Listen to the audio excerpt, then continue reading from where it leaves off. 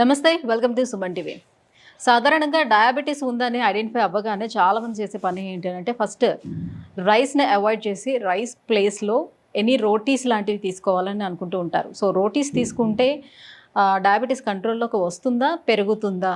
So ఇది చాలామందికి ఉన్నటువంటి డౌట్. ఈ డౌట్ని క్లారిఫై చేసేందుకు ఈరోజు మనతో పాటు ఉన్నారు డాక్టర్ చేతన్ రాజు గారు, హోమియోపతి డాక్టర్. సో డాక్టర్ని అడిగి మరిన్ని విషయాలు తెలుసుకుందాం. హలో అండి. నమస్తే మేడం. సార్, సో మీ దగ్గరికి చాలామంది పేషెంట్స్ వస్తూనే ఉంటారు. సో నాకు డయాబెటీస్ ఐడెంటిఫై అయిందండి, సో నేను రైస్ని బంద్ చేశాను, ప్లేస్లో రోటీస్ తీసుకుంటున్నాను, నా డైట్ బాగానే ఉందని చెప్తూ ఉంటారు కదా. సో నిజంగానే రోటీస్ అనేది మన డయాబెటీస్ని ఎంతవరకు కంట్రోల్ చేస్తుంది? నాకు ఒక పేషెంట్ గురించి గుర్తొచ్చింది ఇప్పుడే. మన దగ్గర ట్రీట్మెంట్ గురించి వచ్చారు. వాళ్ళ షుగర్ వ్యాధి రివర్స్ చేసుకోవడానికి వచ్చిండ్రు. సో జనరల్గా వాళ్ళు ఏమైనా బార్డర్ లైన్లో ఉన్నారా, రివర్స్ చేసుకోవాలని అనుకుంటున్నారు? గోదావరి కని నుంచి వచ్చిండ్రు. వచ్చినప్పుడు మనం మొత్తం కేస్ హిస్టరీ చూస్తే డయాబెటీస్ ఏమో ఆ పేషెంట్కి 15 years నుంచి ఉంది. ఓకే. దాని అర్థం యాక్చువల్గా ఏంది అంటే 15 years నుంచి డయాబెటీస్ ఉందని కాదు, 15 years బ్యాక్ పేషెంట్కి తెలిసింది ఆయనకు డయాబెటీస్ ఉందనేసి. ఓకే. షుగర్ వ్యాధి తెలిస్తే ఇమీడియట్గా అర్థం కూడా కాదు, అరే నాకు షుగర్ వ్యాధి ఉంది అనేసి. జ్వరం వచ్చింది అనుకోండి, ఇన్ఫెక్షన్ వచ్చింది, జ్వరం ఇట్లా మనం చర్మం వేడిగా అయిపోతుంది కదా, అంతే మనకు తెలుస్తుంది మనకు జ్వరం ఉందనేసి. కానీ షుగర్ వ్యాధి ఏం మనకు ఇట్లా లక్షణాలు చూపించదు, లోపట అయ్యే డ్యామేజ్ అయితేనే ఉంటుంది. చాలా కొందరికైతే చాలా లేట్గా కూడా తెలుస్తుంది. ఈ పేషెంట్కి కూడా తెలిసింది అంటే మందులు స్టార్ట్ చేసుకున్నారు. అండ్ మన గురించి ఎవరో చెప్పిండ్రు, ఇట్లా పూర్తిగా మీకు నయం అవుతుంది షుగర్ వ్యాధి అంటే మీరు హోమియోపతి డాక్టర్ దగ్గర వాడండి, మీకు అవుతుంది అంటే మన దగ్గర వచ్చిండ్రు. గోదావరి కని నుంచి వచ్చిండ్రు. వస్తే మాట్లాడుతుంటే మనకు చెప్పిండ్రు ఏం చేస్తారంటే మాది బిజినెస్ ఉంది అనేసి అన్నారు. బిజినెస్ నడుస్తుంది, బిజినెస్ ప్రాబ్లమ్స్ ఏం లేవు, టెన్షన్లు అయితే ఉన్నాయి, మళ్ళీ దాంతోపాటు డైట్ ఏముంది అనేసి అడిగినాం. మేము మార్నింగ్ టిఫిన్ తింటాం, మధ్యాహ్నం మేము టిఫిన్ అయినా తింటాం, లేదంటే ఒక 2 బిస్కెట్లు తాగి ఛాయ్ తీసుకుంటాం. నైట్ ఏమో మేము షుగర్ వ్యాధి వచ్చిన తర్వాత నేను ఏం చేస్తున్నా అంటే చపాతీలన్నా తింటున్నా, లేకపోతే పుల్కాలన్నా తింటున్నా అనేసి అన్నారు. అయితే మనం అడిగినాం, ఈ పుల్కాలు తినమని ఎవరన్నారు, చపాతీలు తినమని ఎవరన్నారు అనేసి అడిగినాం. అయితే లేదు, షుగర్ వ్యాధి వస్తే రైస్ బంద్ చేయాలి కదా అన్నారు. షుగర్ వ్యాధి వస్తే రైస్ బంద్ చేయాలి సరే, కానీ చపాతీలు తినాలి అనేసి ఎవరు ప్రచారం చేసిండ్రు ఇప్పుడు వరకు? అదే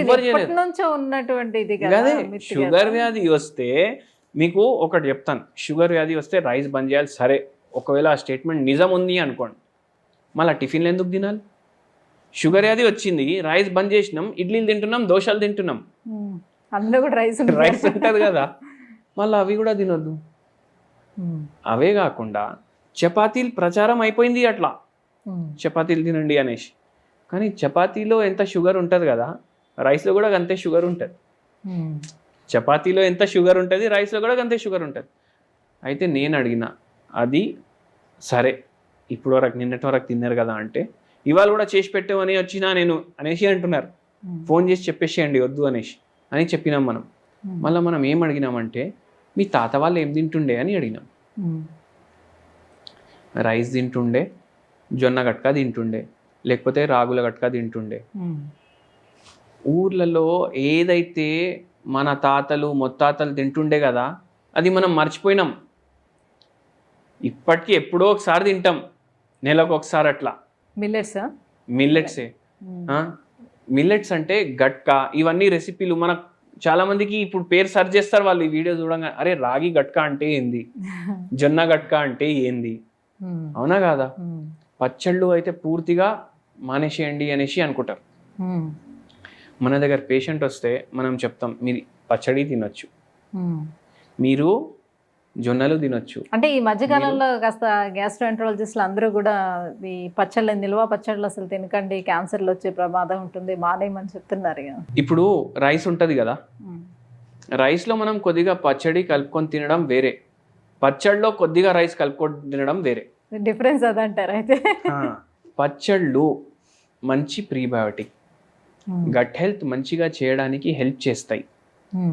ఇంకోటి ఏంటంటే ఇంతకుముందు మన నానమ్మ వాళ్ళు ఇంట్లో తయారు చేస్తుండే. అవును. ఇప్పుడు మనం పచ్చళ్ళు కూడా జొమాటో జెప్టో చేస్తాం, అవునా కాదా? వాళ్ళు ఏం రకాలు, ఏం నూనెలు, ఏం మసాలాలు ఏం వాడతారు మనకు ఎట్లా తెలుస్తుంది, అవునా కాదా? ఇప్పుడు ఉసిరికాయ పచ్చడి ఉంది, డైలీ ఇంతే వేసుకొని ఒక 2 బుక్కలు మీరు తిన్నారనుకోండి, మీకు గట్ హెల్త్ మంచిగా చేయడానికి హెల్ప్ చేస్తుంది. మీ ప్రోబయోటిక్లు కూడా మంచిగా డెవలప్ అవుతాయి, అవునా కదా? విటమిన్ సి ఉంటుంది దాంట్లో. విటమిన్ సి మన హెల్త్కి మంచిదే కదా. సో ఆ డిఫరెన్స్ మనం అర్థం చేసుకోవాలి. ఆ డిఫరెన్స్ మనం అర్థం చేసుకొని దాన్ని ప్రకారం పాటించాలి. ఇప్పుడు డయాబెటీస్ ఉండే వాళ్ళు ఈ చద్దన్నం లాంటివి తయారు చేసుకొని తినొచ్చు అంటారు. బేఫికర్ తినొచ్చు. నైట్ పెడతాం, మార్నింగ్ వరకు అది ఫర్మెంటేట్ అవుతుంది కదా. ఇప్పుడు బయట దేశాలోళ్ళే రీసెర్చ్లు చేసి పబ్లిష్ చేస్తున్నారు, ఏమని? Fermentated foods are good for diabetes. మళ్ళీ అది ఎందుకు తినొద్దు? తినాలి. అది తింటే కూడా రివర్స్ అవుతుంది షుగర్ వ్యాధి.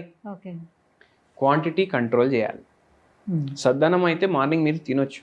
మనం పేషెంట్లకు ఏం చెప్తాం, మీ తాత ఏం తింటుండే, మీ తాత వాళ్ళు ఏం తింటుండే మీరు అది తినండి. నైట్ టైం మీరు రాగి ముద్ద, జొన్నలు గట్క, లేకపోతే ఇడ్లీ టిఫిన్లు చేసుకుంటున్నారు కదా, దాంట్లో కూడా రైస్ వాడుతున్నారు కదా, దాని బదులు మిల్లెట్లతోటి చేసుకోండి. మధ్యాహ్నం మీరు రైస్ తినండి సగం క్వాంటిటీ.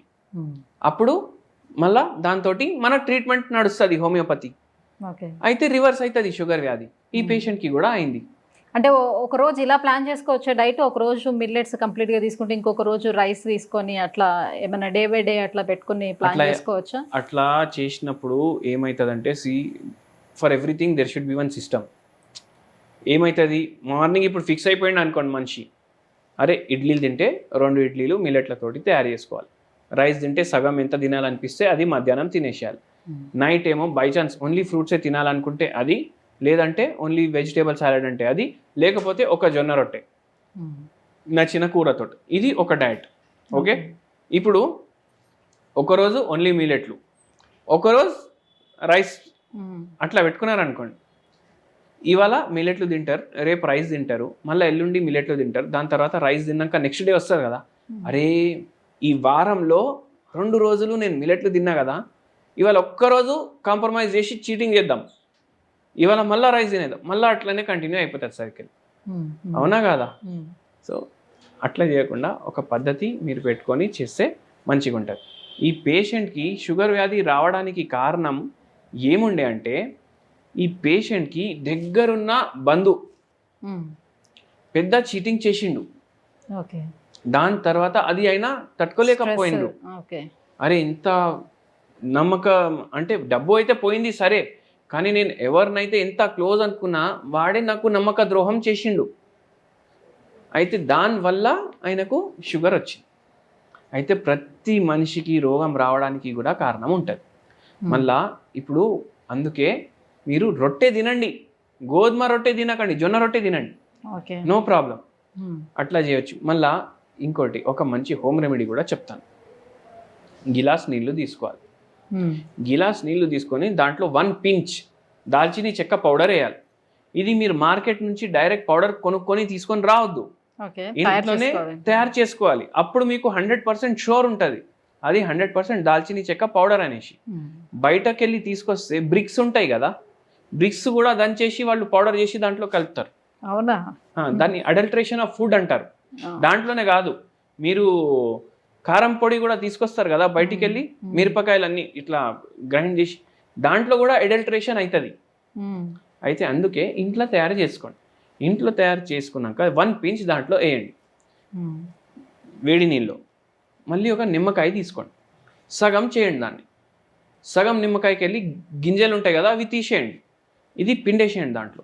ఇది మార్నింగ్ ఒకసారి బిఫోర్ బ్రేక్ఫాస్ట్, నైట్ ఒకసారి బిఫోర్ డిన్నర్, 2 పూటలు తీసుకోండి. సగం మళ్ళీ ఉంది కదా అది ఈవినింగ్, మార్నింగ్ సగం నిమ్మకాయ.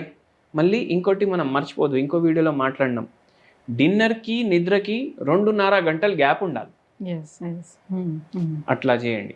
అంటే ఎనీ గ్యాస్ట్రిక్ ప్రాబ్లమ్స్ అలాంటివి ఉండేవాళ్ళు మరి లెమన్ తీసుకోవటం వల్ల ఇబ్బంది ఏమైనా ఉంటుందా? అర్లీ మార్నింగ్ అవర్స్లో అట్లా ఏమవ్వదు వాళ్ళకు కూడా. సో ఎవరైనా తీసుకోవచ్చు. కొంచెం ల్యూక్ వామ్ వాటర్లో ఒక చెక్క నిమ్మరసం పిండుకొని అందులో దాల్చిన చెక్క పొడి వేసుకోవాలి, రైట్? ఒక pinch. ఒక pinch.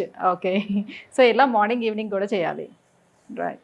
Thank you so much అండి. సో మొత్తానికైతే రోటీస్ అయితే ఎవరు తినకూడదు. రోటీస్ ప్లేస్లోని మనం జొన్న రొట్టెలు అయితే తీసుకోవాలి డయాబెటీస్ ఉందని కన్ఫర్మ్ అయినప్పుడు. సో చాలామంది రోటీస్ తినేస్తే నేను డయాబెటీస్ కంట్రోల్లోకి వస్తుందని అనుకుంటూ ఉంటారు కదా, అదంతా ఒక మిత్. సో రోటీస్ ప్లేస్లోని ఎనీ మిల్లెట్స్తో తయారు చేసుకున్నటువంటి రొట్టెలు అయితే తీసుకోవచ్చు. దాంతోపాటుగా హోమియోపతి ట్రీట్మెంట్ కూడా తీసుకున్నట్లయితే డయాబెటీస్ని మనం రివర్స్ చేసుకునే అవకాశం ఉంటుందని డాక్టర్ గారు చెప్తున్నారు. థ్యాంక్ యూ సో మచ్ అండి. Thank you.